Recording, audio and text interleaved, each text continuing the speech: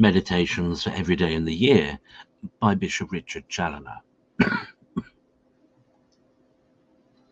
October 19th, on the vice of anger.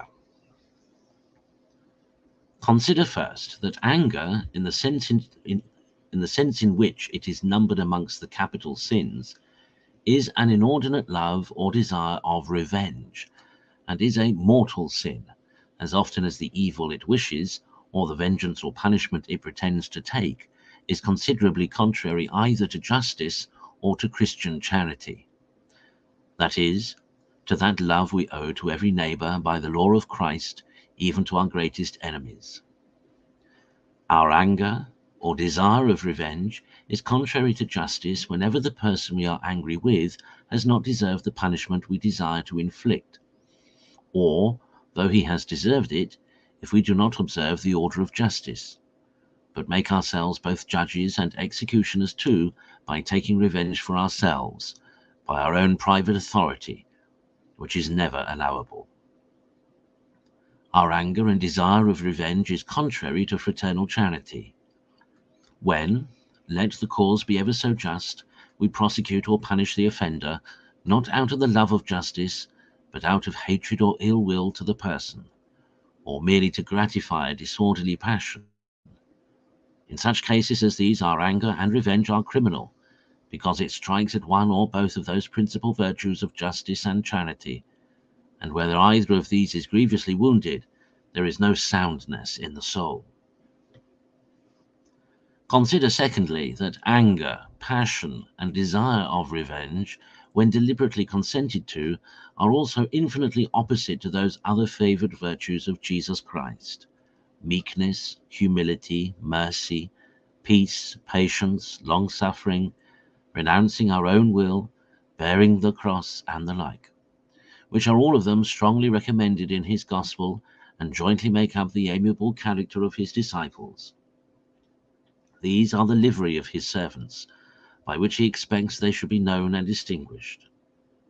These we are to learn of him. Matthew 11:20. If we do not endeavour seriously to study and practice these lessons, he will not own us for his disciples.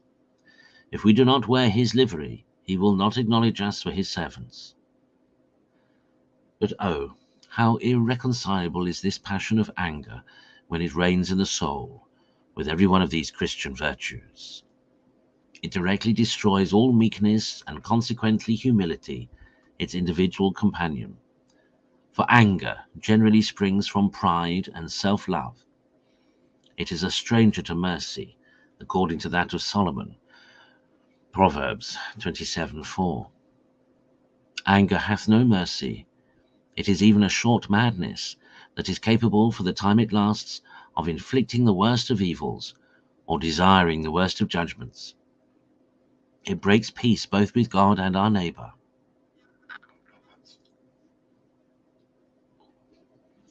And banishes it from our own souls. It is the mortal enemy of patience and long-suffering, for it will endure to suffer nothing. Much less will it admit of the renouncing of our own will, or of our submitting to take up the cross, because these are virtues that strike at its very root and destroy it wherever they meet with it, and therefore it cannot endure them. And shalt thou, my soul, any longer indulge a passion that robs thee at once of all these lovely virtues, and instead of a servant and a disciple makes thee an enemy of Jesus Christ? Consider thirdly what a train of other evils and sins usually accompany or follow this passion of anger. What oaths, curses, and blasphemies, what affronts, reproaches, and injuries, what quarrels, strife, and brawls, yea, sometimes bloodshed and murder too, what malice, hatred, and revenge, besides the scandal that is given those we are angry with, the robbing them not only of their peace, but also of the grace of God, by provoking them to sin, as one fire is apt to enkindle or nourish another. Not to speak of many other sad effects of this vice, which is frequently pernicious to the health of the body as well as that of the soul, and makes them that are slaves to it insupportable both to themselves and to all that have any dealings with them. O my soul, let us ever detest this infernal fury which daily produces so much mischief in the world, to the eternal damnation of innumerable souls. Conclude to give ear to the heavenly lessons against anger and revenge so often inculcated in Holy Writ, to learn them well and to follow them in practice. Romans 12:17, etc. Render to no man evil for evil. If it be possible, as much as is in you, have peace with all men.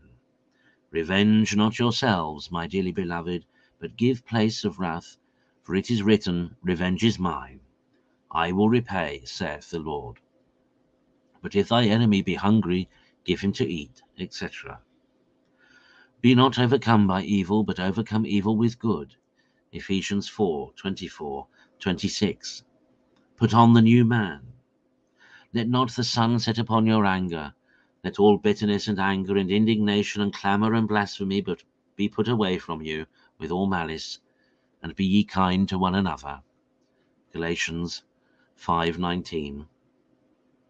The works of the flesh are manifest, enmities, contentions, emulations, wrath, quarrels, dissensions, etc., of which I foretell you that they who do such things shall not obtain the kingdom of God.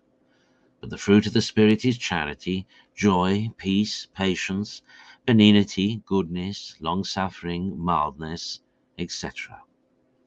Oh, how happy are those souls in whom the Spirit of God produces these fruits! But how miserable are they in whom the opposite Spirit brings forth those other dead works of the flesh, the end of which is the second death.